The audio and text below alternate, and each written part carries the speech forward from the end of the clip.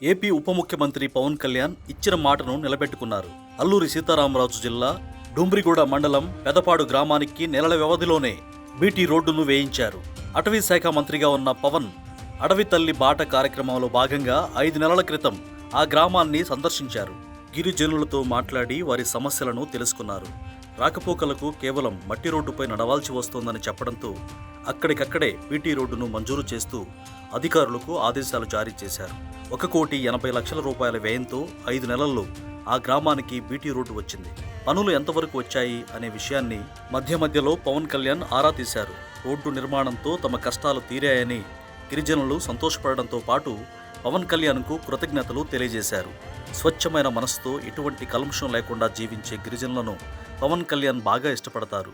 తాను deputy CM అయినప్పుడు అటవీ శాఖను, గ్రామీణాభివృద్ధి శాఖను ఏరికోరి తీసుకున్నారు. తన సొంత డబ్బులతో గిరిజనులకు చెప్పులు కొనిపెట్టడం, చలికాలంలో రగ్గులు పంపడం, తన తోట నుంచి ఆర్గానిక్ పండ్లు పంపించడం లాంటివి చేస్తుంటారు. 5 ఏళ్ల కాలంలో ఏ గిరిజన గ్రామం మౌలిక సౌకర్యాల లేమితో ఉండకూడదనే లక్ష్యంతో పవన్ కళ్యాణ్ పనిచేస్తున్నారు.